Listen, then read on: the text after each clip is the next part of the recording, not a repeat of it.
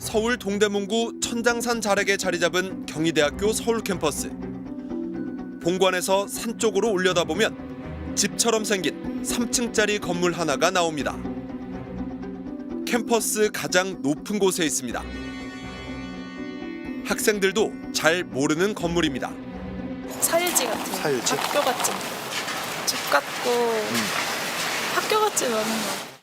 그 미대 옥상에서 이렇게 보면 건물이 보이긴 하거든요. 네네. 높아가서 그냥 뭔가 관측소 같기도.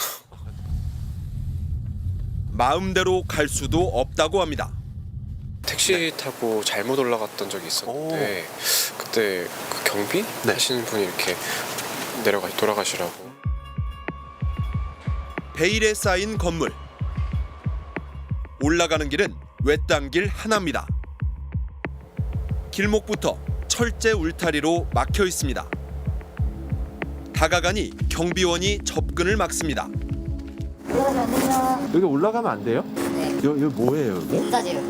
군사 지역이요? 네. 지도에 그런 거 없던데? 군사지역은 원래 지도에 표시가 안 돼요. 아, 군사 지역. 정말 군사 지역일까요?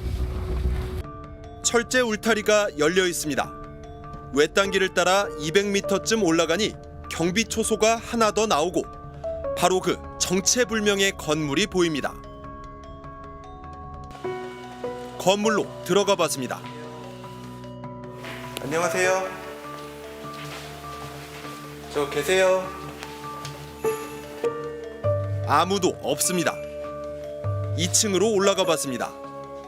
긴 복도 끝에 있는 방에서 불빛이 새어나옵니다. 문을 두드리자 한 남성이 나옵니다. 점심때가 다 됐는데 편한 옷 차림입니다. 저는 그 MBC 그 스트레이트의 이준희 기자라고 합니다. 착한 저 기다려. 아, 네, 기자님. 네. 조인원 이사장. 경희대와 경희의료원을 소유한 재단인 경희학원의 이사장입니다. 설립자 조영식 박사의 아들입니다. 2006년부터 2018년까지 12년간 경희대 총장을 3번 연속 지냈습니다. 하지만 동문회와 교수들이 민주적 선출을 요구하자 사선 연임에 나서지 않았습니다. 총장은 그만두었지만 바로 또 재단 이사장이 됐습니다.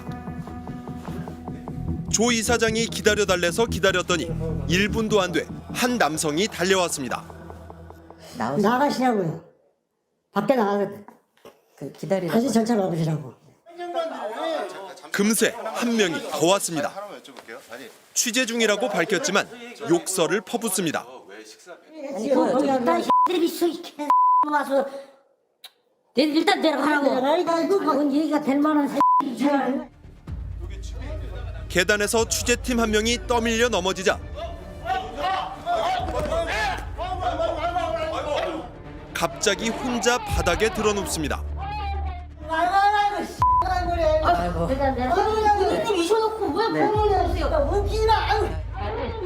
다 촬영됐다고 하자 벌떡 일어납니다. 선생님, 저희 다 찍혔어요. 네, 다 찍혔어요. 불과 10분 사이에 재단과 대학 직원 등 11명이 이 건물로 달려왔습니다. 기다려달라던 조 이사장은 나오지 않았습니다. 교직원들은 조 이사장이 학교 건물을 집처럼 쓰고 있다는 걸 대부분 알고 있다고 합니다. 그쪽 길을 이용해서 출퇴근하시는 걸로 많은 사람들이 알고 있습니다. 이분이 얼마나 사셨을까요? 뭐 한 10년 가까이 되는 걸로 알고 있는데 총장 시절에도 계셨죠.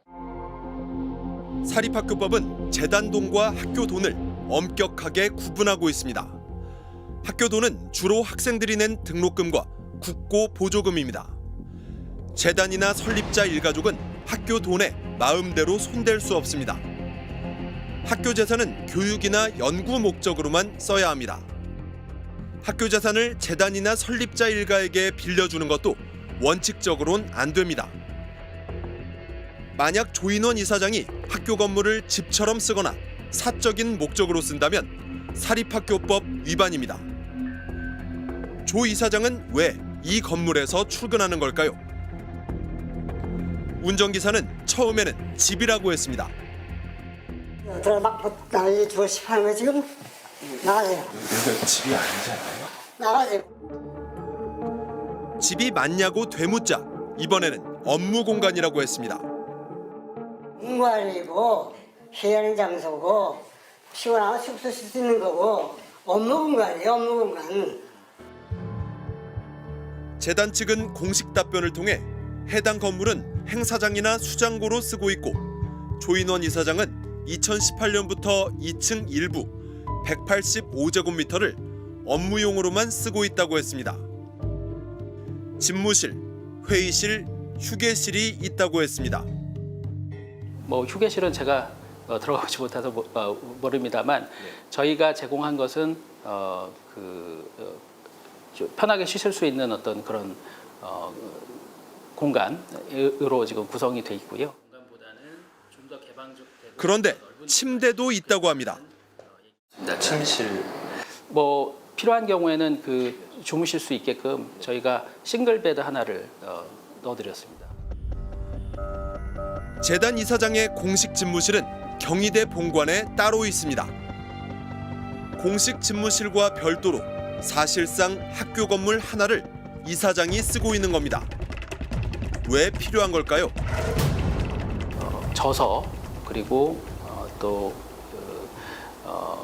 연설문 그리고 기고문 그리고 뭐 이런 인터뷰 이런 거와 관련해서 글을 직접 쓰십니다.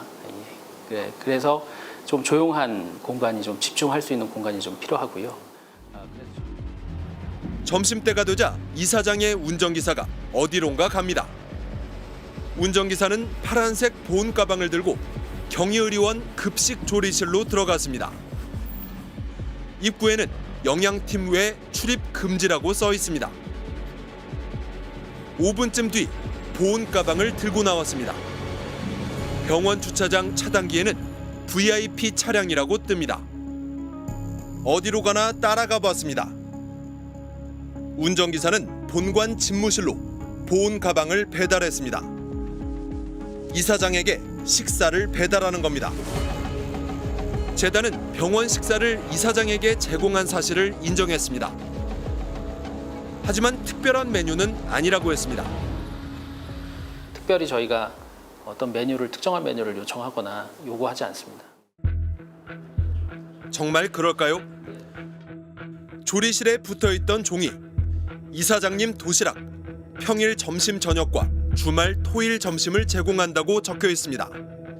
1월 10일 점심 식단, 잡곡밥, 북어 영양탕, 그리고 불고기 깻잎 샐러드 등 반찬 6가지입니다. 주꾸미 간장떡볶음은 맵지 않게 조리하라고 주의사항까지 적어놨습니다.